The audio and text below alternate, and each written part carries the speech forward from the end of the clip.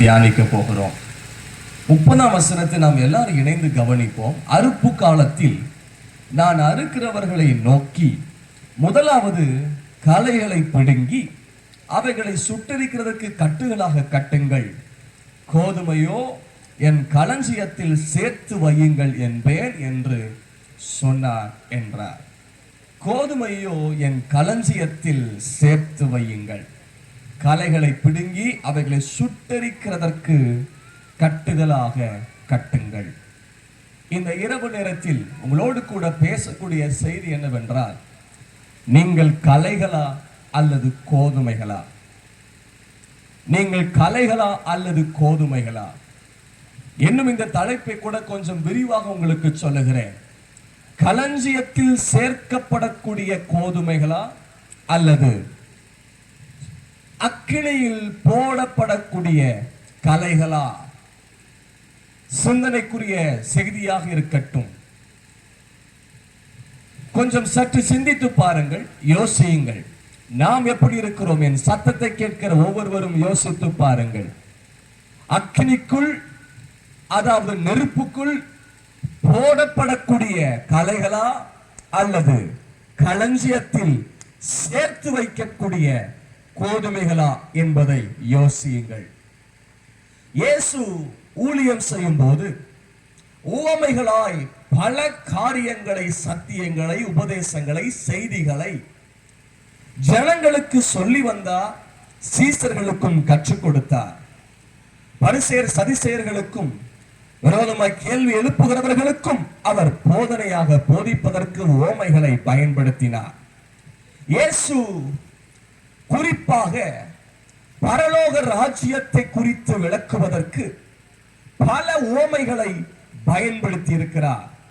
பரலோக ராஜ்யத்தை குறித்த உவமைகள் மத்தேயு 13ஆம் அதிகாரத்திலும் இன்னும் சில உவமைகள் பதிவு செய்யப்பட்டிருக்கிறது. அதில் நாம் இப்பொழுது வாசித்த 24ஆம் வசனம் முதல் 30ஆம் வசனம் வரைக்கும் பரலோக ராஜ்யத்தை குறித்து ஒரு உவமை இங்கே பதிவு செய்யப்பட்டிருக்கிறது. எதற்கொப்பாய் இருக்கிறது? தன் நிலத்திலே ஒருவன் நல்ல விதையை விதைத்த மனுஷனுக்கு ஒப்பாக இருக்கிறது. அவன் தூங்கின போது சத்துரு வந்து களைகளை விதைத்து விட்டானாம். பயிரானது வளர்ந்து வருகிறது, கதிர் விட்டது, களைகளும் காணப்பட்டது. அப்பொழுது கேட்கிறான் வீட்டச்சமானுடைய வேலைக்காரன் அவனிடத்தில் வந்து, ஆண்டவரே, நீர் உமது நிலத்தில் நல்ல விதையை விதைத்திருக்கையில் எப்படி களைகள் வந்துச்சு? எப்படி களைகள் வந்துச்சுன்னே தெரியல. காரணம் தூக்கம், காரணம் நித்திரை. களைகள் எப்படி வந்தது, எப்படி உண்டானது என்று அவனுக்கு தெரியவில்லை. அதற்கு அவன் சத்துரு அதை செய்தான் என்றார். சத்துரு தான்ப்பா களைய விதைச்சிட்டான் அப்படின்னு சொல்றார். இப்போ என்ன கேட்கிறாரு வேலைக்காரன்? கேட்கிறார், நாங்கள் போய் களைகளை பிடுங்கி போட உமக்கு சித்தமா? களைகள் எல்லாத்தையும் நாங்க பிடுங்கிடட்டுமா? களையெல்லாம் காணப்படுதில்ல. நிறைய விவசாய அனுபவம் உள்ளவங்க இருக்கிறீங்க. குறிப்பாக இந்த கிராமங்கள், களக்காடு, இந்த ஏரியாவில் இருக்கிற கிராமங்கள் விவசாயத்திற்கு நல்ல பெயர் போன இடம். அதை குறித்த அனுபவங்கள் உள்ளவர்கள் இருக்கிறீர்கள். இதில் அவர் கேட்கிறார், நாங்கள் களையை பிடுங்கி போடட்டுமான்னு கேட்டபோது இங்கே எஜமானன் உத்தரவு கொடுக்கவில்லை. களைகளும் சேர்ந்து வளரட்டும் என்று சொல்லுகிறார். அறுப்பு மட்டும் அதை களையை வளர விட்டுருங்க அப்படின்னு சொல்றார். இப்ப அறுப்பு காலம் வந்த போது 30ஆம் வசனம், அறுப்பு காலம் வந்த போது முதலாவது களைகளை பிடுங்கி, முதலாவது களைகளை பிடுங்க சொல்றார். ஏன்னா அவர்கள் அப்பவே களைகளை பிடுங்கிறதுக்கு உத்தரவு கொடுத்தா கதிர்களும் பாதிக்கப்படும், பயிர்களும் பாதிக்கப்படும், நல்ல விளைச்சல் இருக்கிறதும் பாதிக்கப்படும் என்பதை அறிந்து நம்ம அறுப்பு காலத்துல பார்த்துக்கலாம். முதலாவது களைகளை பிடுங்க சொல்றாரு. ஏன் களைகள் பிடுங்க சொல்லுகிறார்? களைகள் அது அக்கினிக்கு போடப்பட வேண்டும் என்பதாய் சொல்லுகிறார். இப்பொழுது 30ஆம் வசனத்தை கவனியுங்கள். அறுப்பு காலத்தில் நான் அறுக்கிறவர்களை நோக்கி முதலாவது களைகளை பிடுங்கி அவைகளை சுட்டரிக்கிறதற்கு கட்டுகளாக கட்டுங்கள். சுட்டரிக்கிறதற்கு மறுபடி சொல்லுகிறார், கோதுமையையோ என் களஞ்சியத்தில் சேர்த்து வையுங்கள் என்பேன்.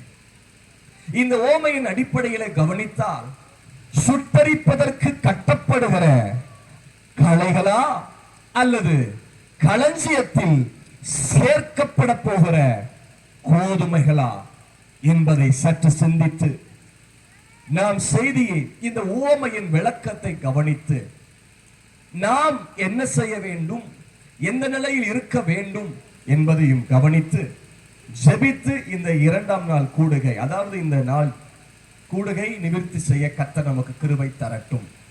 சத்தியத்தையும் அறிவீர்கள், சத்தியம் உங்களை விடுதலையாக்கும்.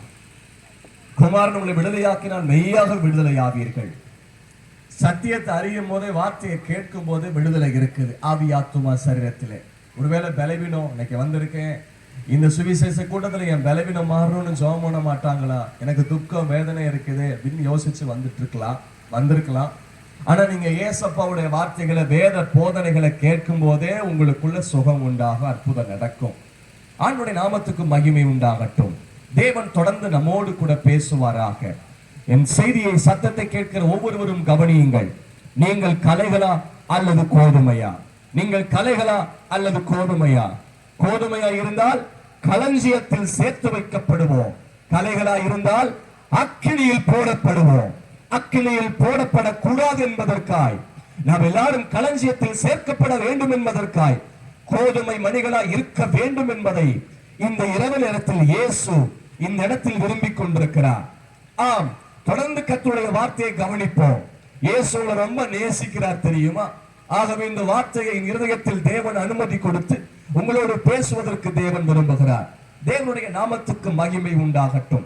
களைகள் பலன் இல்லாதது, களைகள் ஆழமான வேறு இல்லாதது, களைகள் ரொம்ப உயரமா வளரும், உணர்ச்சி வசப்பட்டு வேகமா அது வளரும். களைகள் அது பொல்லாங்கனின் புத்திரனை குறித்து காண்பிக்குது. களைகள் என்ன பண்ணும் தெரியுமா? அது இடரல் உண்டு பண்ணக்கூடியது. அது கூட இருக்கிறதையும் டிஸ்டர்ப் பண்ணும்.